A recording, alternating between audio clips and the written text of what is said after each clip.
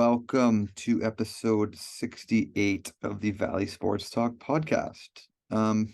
First off, I want to point out that Brandon actually moved spots today. Look at him getting I fancy. decided to play the game.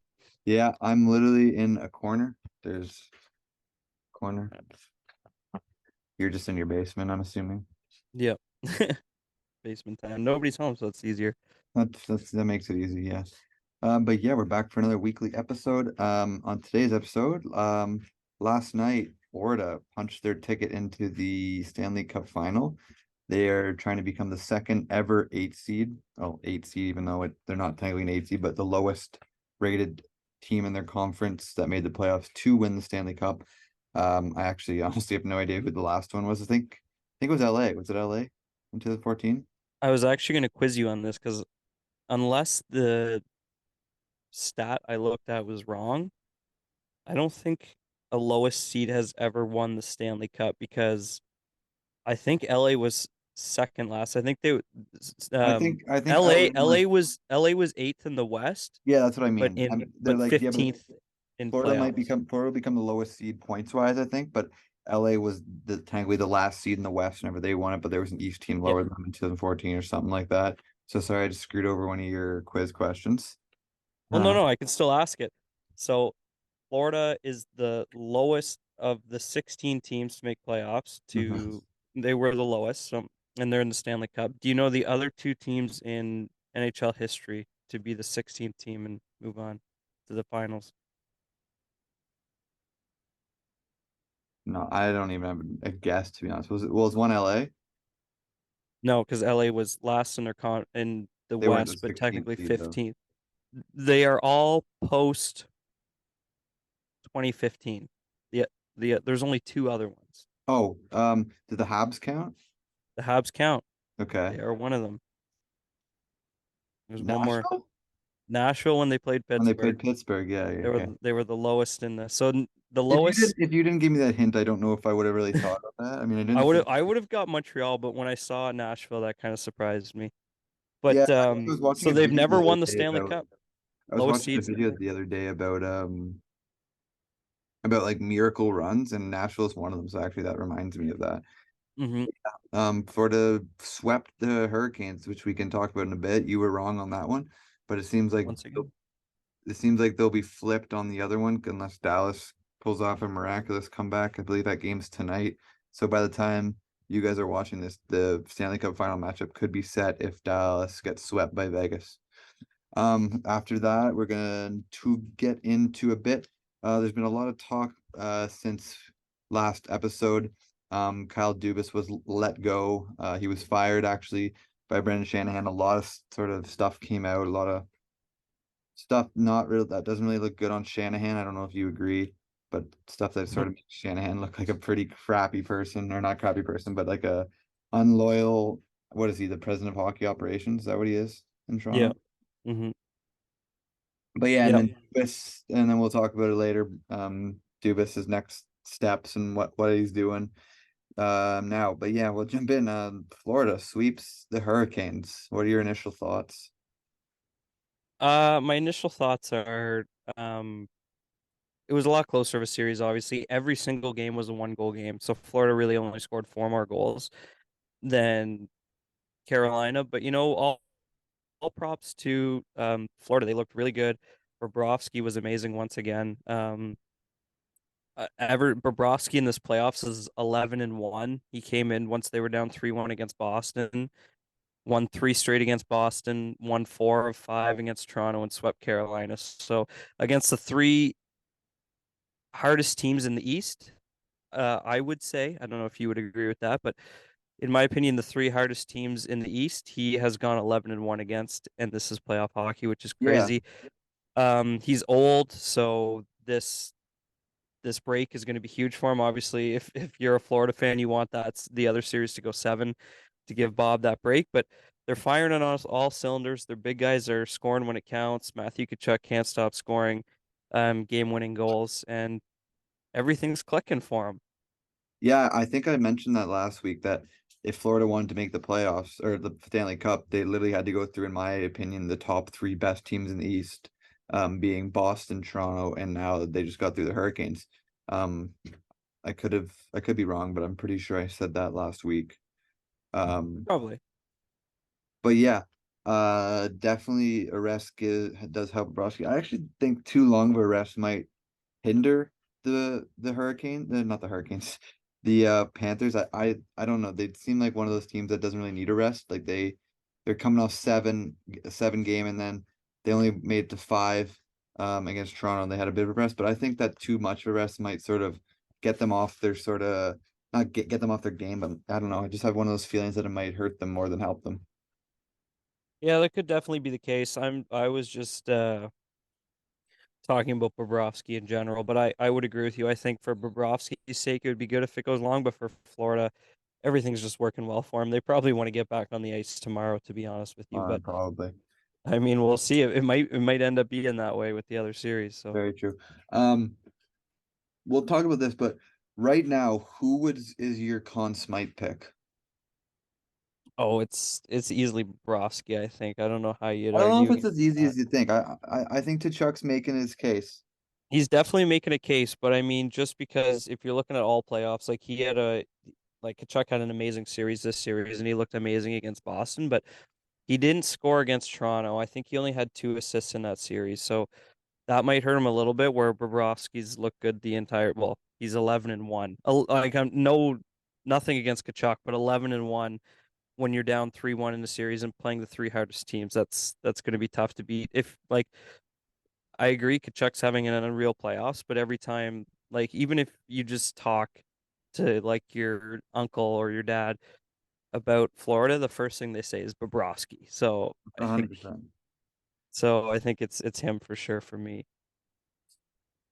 But that's just how good he's been because, like you said, Kachuk's had an amazing run, and I think I it's think Bobrovsky. that I agree with you right now. I think it's Bobrovsky's, but in the Stanley Cup final, I think that there's more chance that Bobrovsky falls off a cliff than Tuchuk. Oh, 100%. I would definitely. I don't think Bobrovsky's gonna fall off a cliff enough that it's gonna hinder Florida's chances at beating either Dallas or probably Vegas.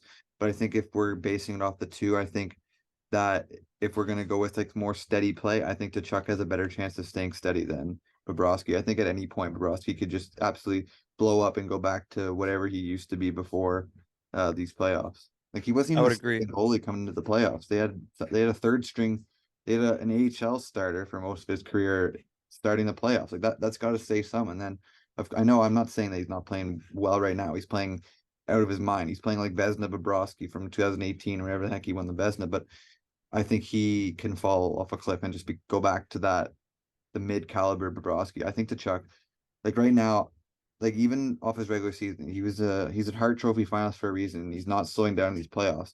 Like going into next year, I 100% have him in my probably top 4 players in the league. I just think he's turned into a superstar. Oh, I'm not gonna argue that at all. I don't know how you could. Yeah, he's been great. I'm trying to pull up the stats right now. I think is he's got to be leading the playoffs in scoring, no? He's got to be close. I know Marsh is showing He's the other side. not. I mean, hey, Do you know Edmonton Oilers hold 3 of the top 5 spots in points right now? still, Yeah. Kachuk's second. He's 1 point behind Rupe Hintz. yeah, Rupe's got 22. Rupe has been on a tear. It sucks that unless he can, yeah, it's Jack Eichel and is the next that's still in. Yeah, I like another guy I was gonna say for sorry, finals MVP. I was gonna throw Eichel's name out there too. I mean, I guess Definitely, if assuming Vegas doesn't blow the 3-0 lead and become the fifth team in NHL history to blow a 3-0 lead, if he has a really good finals, usually I think it's only happened a couple of times. You see the Conn Smythe go to a losing team, but usually the Conn Smythe goes to a player on the winning team, right? I definitely think that he's the number one option if we're talking about Vegas right now. yeah, it's so good to see because obviously he was drafted behind McDavid. That's a lot of And all uh, that stuff he went through with Buffalo before. yeah, Like Buffalo. he's 26 and this is his first ever time in the playoffs. Yeah, and Buffalo not letting him get his neck surgery, so he wanted to go somewhere else. Vegas took the trade. I mean, the trade ended up going well for both teams, but Yeah, for um, sure. I mean, Buffalo's good at trading away their best players, and then the And other player they go on to win.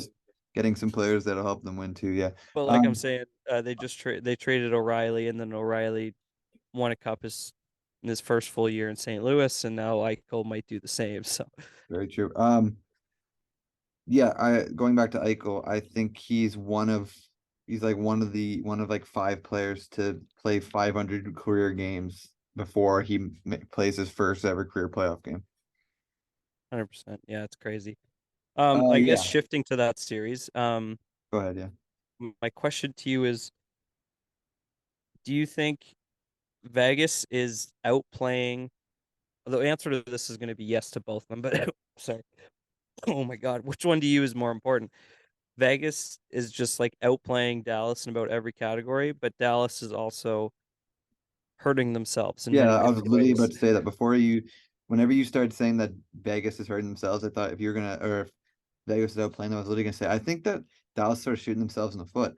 Yeah, They're they're taking stupid penalties, like that Jamie Benn penalty that he got suspended for. That was just dumb. Like cross check was dumb, and then saying that you were protecting your fall, like come on, man. Like we saw that replay. You didn't do a very good job of making your fall look any better other than cross check going right to the neck.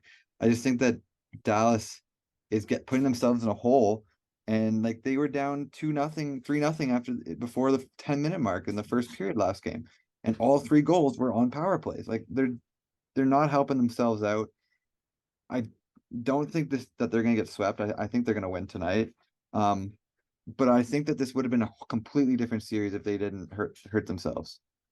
yeah. I mean, it's tough. I'm the same. I've always liked Jamie Benn as a player because he's gritty and he's Canadian, stuff like that. But I definitely lost a little bit of respect for him after that play. Not only like, I mean, it was dirty, but you see dirty stuff like that happen all the time. But the fact that like you're the captain and you don't step up to the media that night and take ownership to what you did, you wait till the day after, and then the day after, all you say is, I fell and tried to use my Break my stick to fall. keep myself. Like, come on, man, that's crazy. And then like Ottinger obviously hasn't been playing great, but it's hard when you're trying to kill a penalty like that right off the start. And I was also like um watching a podcast where they showed goaltenders games played in the season, and Andres played, it was like something like 65 or something like that, where Bobrovsky was at 50.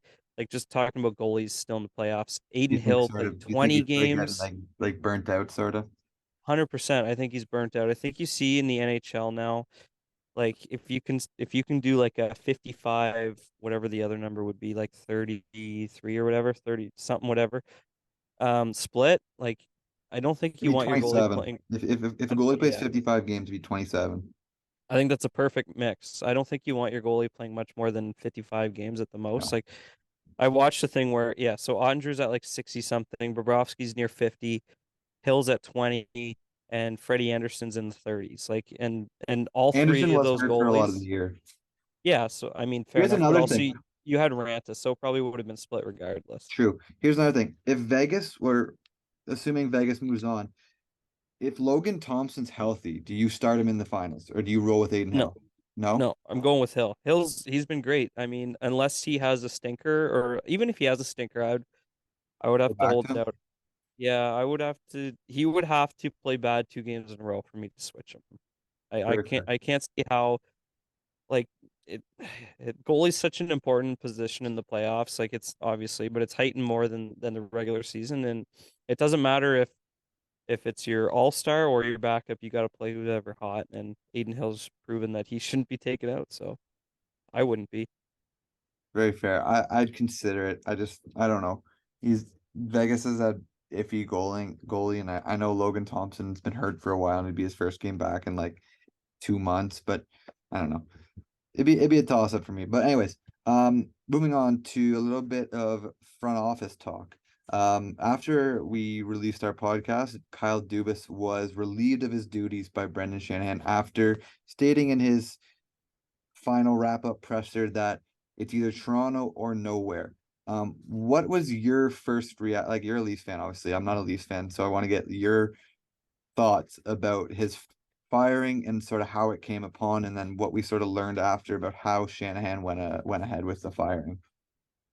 My initial response was it said he was relieved, so I was like, okay, it was sort of mutual. Like, I know the last we heard of Dubas, it was he wants to be a Leaf. He doesn't want to go anywhere else, but he doesn't know. Like, he's got to talk to his family and figure things out. So I thought, okay, maybe it was just too much for him, and he told Shanahan that, and it is what it is. So I was bummed out, obviously, because I know like a bunch of people before finding out what happened. I know a lot of people, a decent amount of people, were happy that Kyle was gone. But I like Dubas from the start. He hasn't made too many bad moves. He's made a lot of good moves.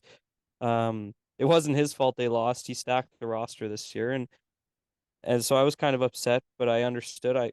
To my knowledge, it was mutually agreed because they didn't say fired. It was like he Parting ways. resigned or whatever. And then we come out. I don't know if you actually heard listened to Shanahan's press I conference didn't. I just after. saw quotes. I didn't watch it. So basically he went down the what happened that day or the days coming from his point of view.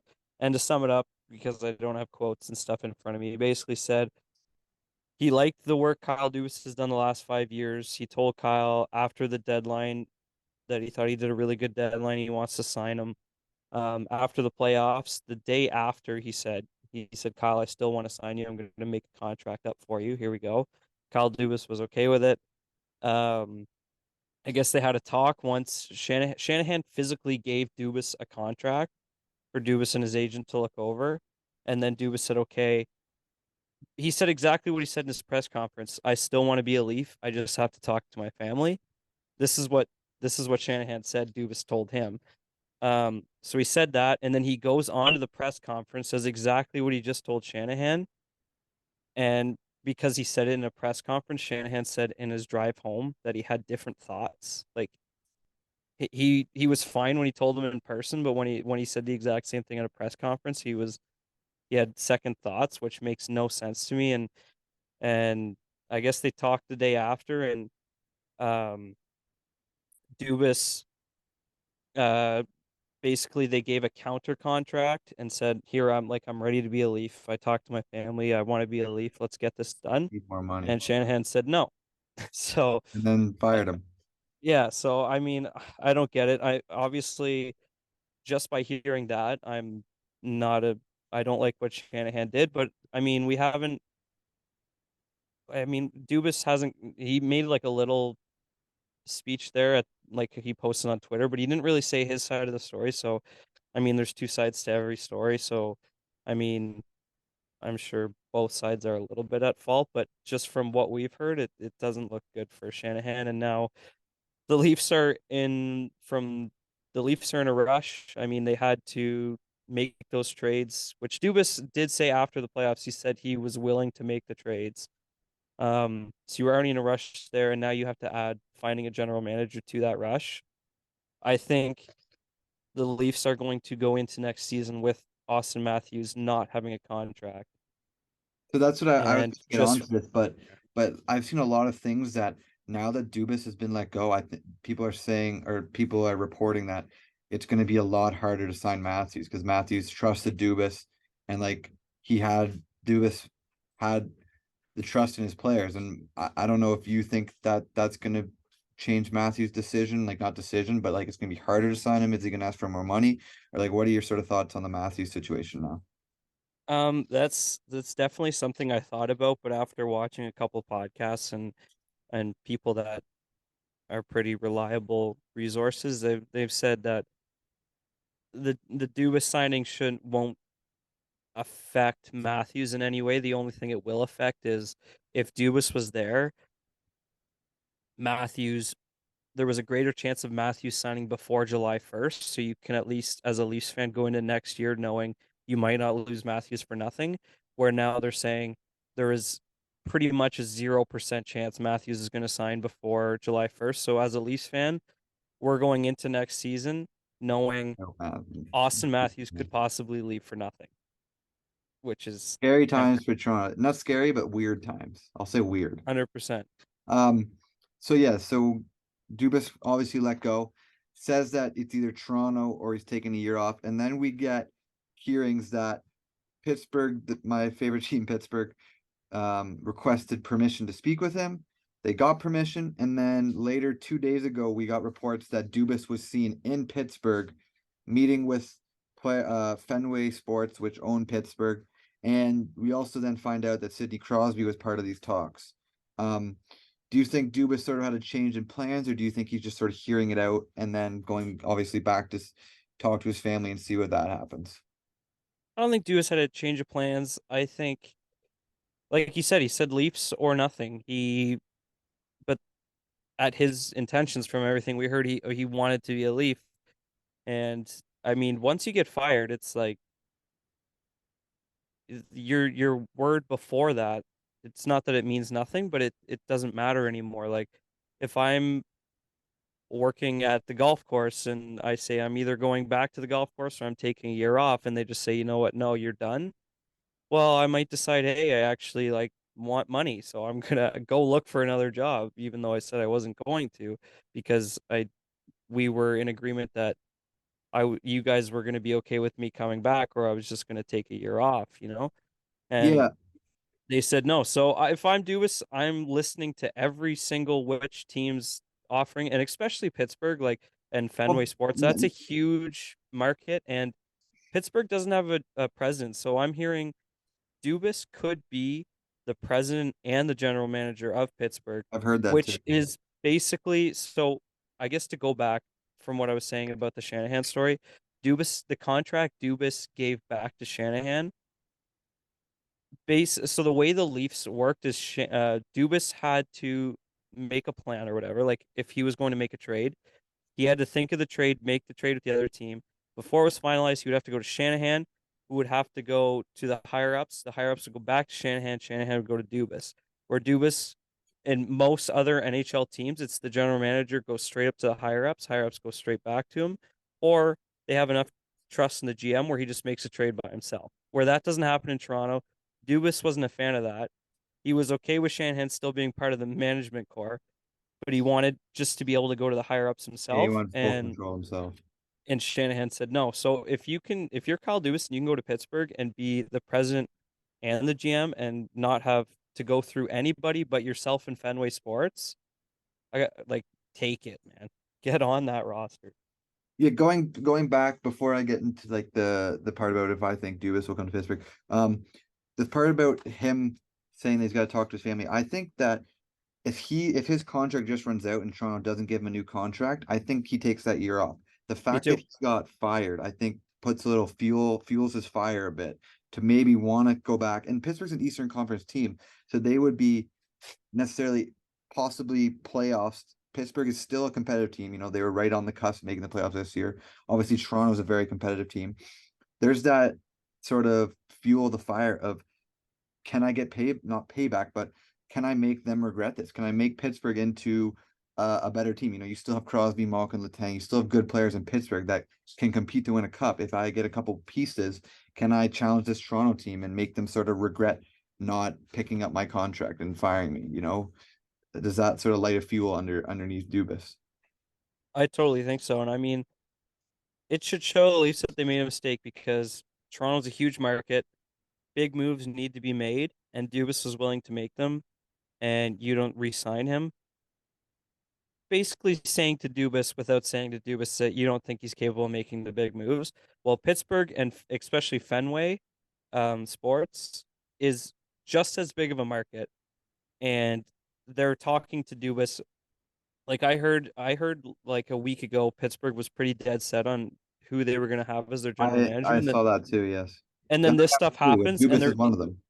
yeah, but it was before, yeah, but Dubas, yeah, I know. Yeah, they yeah. weren't allowed to talk to Dubas, so it's feeling like because they weren't allowed to talk to Dubas, they were going to go a different way. And as soon as this happened to Dubas, they're like almost not Pittsburgh's not dropping everything else, but it seems like they're dropping everything else and going straight for Dubas, which should show you that big corporations such as Pittsburgh and Fenway believe that Dubas can make a big move because, like you said, Pittsburgh should have been a playoff team. They had a stinker Two worst teams in the league. against oh my God, Blackhawks, Chicago. Blackhawks. Yeah. Um, but I mean, even if Pittsburgh's a playoff team, you can't expect what happened to Florida would have happened to Pittsburgh. So we can both agree that Dubas would have had to make a big trade on Toronto. Dubas is also going to have to make some big moves on Pittsburgh because if you got Crosby, Malkin, Letang, you're going to try and go for it in their final years. Next two So years, I'm giving Pittsburgh two years. Yeah, I'm a exactly. Pittsburgh fan.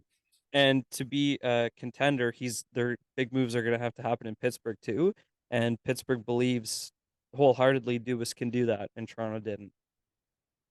So I think it will fire. Uh, give him a lot of Yes, fire for so sure. it's going back, Pittsburgh, from what I'm seeing on by like quotes and by reporters, is that Pittsburgh's down to Yep. two candidates, and one of them is Dubas. So basically, it's I forget his name. I think it's the Tampa Bay's assistant GM. I think I forget what his name is, and Dubas. Those are the two that Okay. it comes down to. They were talking to the Carolina assistant GM Eric Tulsky, and then I forget the other guy, but his last name was McKinnon. Those two were told that they're out of the running, which I'm kind of upset about Tulsky because I kind of like the way the Hurricanes were built. Even though he was the AGM, he still had a say in the moves and all that the Hurricanes did, and look where they are here. They made it to the conference finals. Moving forward, I think as a Pittsburgh fan, I would love Dubas. Over these last 5 years, I don't think really the moves he's made has been the problem of why Toronto hasn't been able to get over the hump. He's made good trades. He's put them in a place to win. I just don't think the coaching or the players have really helped that out. So as a Pittsburgh fan, I'd love to see Dubas in Pittsburgh. I also think that the fact that Sidney Crosby was at these meetings will help the fact that maybe like I don't know, Crosby's going to be 36, Malkin's already 36, Letang's 36.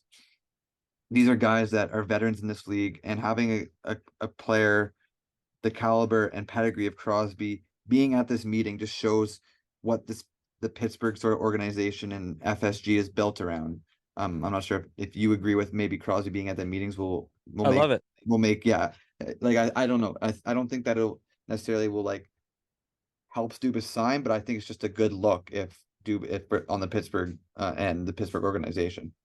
100%. No, I totally agree. And yeah, I mean, I, I mean, you got to be happy if you're a Pittsburgh fan. Like Toronto's been a team since the original six, since the very beginning of the NHL. And in the 5 years Dubas was a Leaf in the regular season, they averaged 106 points in those seasons. And before that, in the entirety of the Leafs franchise, I know there weren't as many games, but in the entirety of the Leafs franchise before Kyle Dubas, their total high was 105 points in a season, and that was when he was assistant GM. So while Kyle Dubas has been on this roster, they've been nothing but good. Um, and I mean, if you're Pittsburgh, you got to be happy. Especially, yeah, and I totally agree. I love Sid being there. That's definitely like a warm welcoming. And Sid, I mean, even though he's a player, he's got so much say in this franchise, and I think he has to be there. Sid can basically just be that little whisper on the side saying, "Hey, like we really want to win here. If you come, we believe we can win here." Um, Sure. I think that's huge.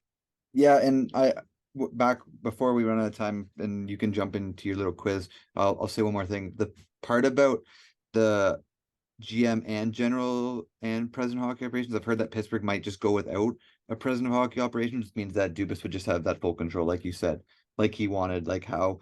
Also, I don't know if you saw this, but I heard that in the 2021 offseason, Dubas had a fifth round pick going to Buffalo for Tage Thompson, and Shanahan shut it down because of draft capital. I don't know if you saw that report, but I apparently didn't that see was on that. the No. table, which would have been obviously we know the player Tage Thompson turned into now, but that was apparently a deal on the table, and Shanahan shut it down because they didn't have much draft capital.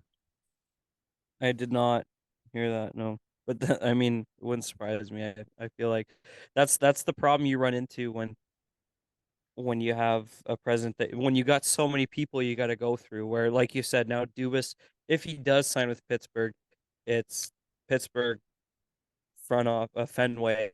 I'm Dubas Fenway Dubas trade. And Fenway isn't a team that doesn't want to spend money. We see that with the Red Sox. We see, and they're a winning organization. They're a winning company. You know what I mean? Yep, 100%. They want to win. But yeah, before we run out of time, you said you had a couple little quiz. Not a little quiz, but it's just kind of I found I mean, we've been talking about hockey this entire podcast, but switching over to football just because I mean we're not getting close, but it feels like we're OTAs getting have started, close. so OTAs have started, which is kind of exciting. They did a way too early chances to win the Super Bowl thing, like top 10. yeah.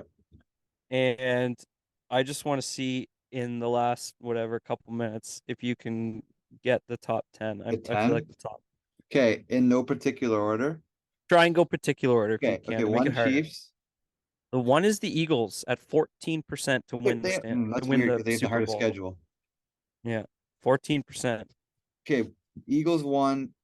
Chiefs are got to be 2 or 3. They're two at 13, one behind. Bills 3. The Bills are at 4 out of 9. 4 out of not out of 9%. Who'd be in the second one? Like the Cowboys? The Cowboys are at 6 with a 6. 7% chance. Okay, This three kind of blows my mind. the Bengals got to be in there. The Bengals are at 5. Why do I feel like the Jets are 3? The Jets are an 8.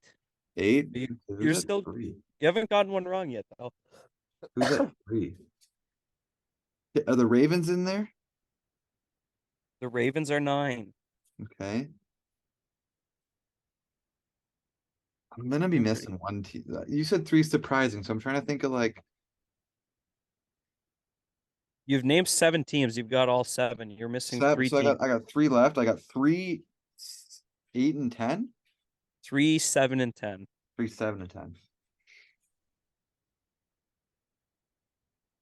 So a team with the same amount of chances as Are the Baltimore. Chargers in there? The Chargers are the 10th. They got the same amount of chances as the Ravens.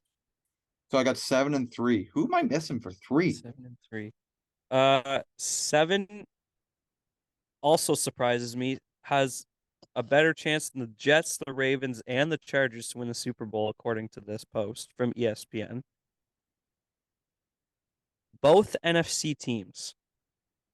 I'm gonna miss like a not a really obvious team, but like an obvious team. I don't know if you are because it's the NFC. Nothing's obvious, but these two are kind of spread. NFC. Two NFC teams, Is other the, than the Eagles are and the the Vikings Cowboys. in there? Vikings are not in the top 10. No. Really? Yeah. There are 4 NFC teams higher than the Vikings, which kind Are of like blows my the mind. Dolphins in there? No, they're both NFC. Oh yeah, I just you just said that. Yeah. Um, no, they're in the AFC. I was about to say a team, but then I stopped myself. Are the 49ers in there? The 49ers are number 3.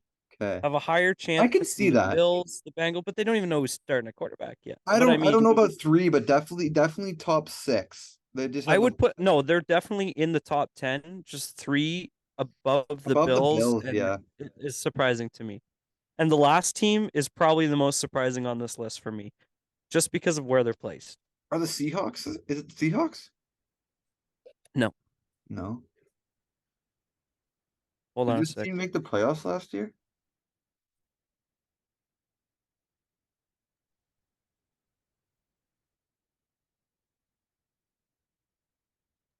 Pardon? Did they make the playoffs last year, this team? This team did make the playoffs last year. Is it the Bucks? It's not the Buccaneers? Bucks. No, No. no, no. Baker Mayfield is not going to be in the I didn't 7th think spot. so, but I figured I'd throw it out there. No, Is it the Giants? no. I'll give you one more guess, and I'm spoiling it for you. Is it Jacksonville's in the AFC, so it can't be them. Yeah, yeah. Is it like the I honestly don't even know. It's the Detroit Lions. Oh, Detroit has a higher chance than the wow. Jets, the Ravens, and the Chargers to win the They Super didn't make Bowl, the playoffs apparently. last year. Yes, they did. They beat Green Bay to get the last spot. Did they? Yeah. Oh, Did they not? Oh, no, no, no, oh, they because didn't. they won, which got Seattle in, right? Yeah, Seattle went in. Okay. Okay, well, my bad. You wouldn't have got it anyways. I Either wouldn't have way. got it, but yeah. Fair. Yeah, that's weird. Seven's a bit high, but yeah, Seven's very high. I'll Oh take well. 9 out of 10. I'll take a 90%. That's pretty good. Yeah, that's Pretty good. pretty good. And Okay. it's my bad, so 9.5. No, you're good. You're good. But yeah, I think we'll wrap it up there. If you guys enjoyed, make sure you leave a like. Let us know what you guys think if anybody does comment about the Dubas situation. Does he go to Pittsburgh or does he take a year off? I hope so. Um, hope which one? I hope he goes to Pittsburgh. Oh, thanks. Much appreciated. No problem. But yeah, we will see you next week. See ya.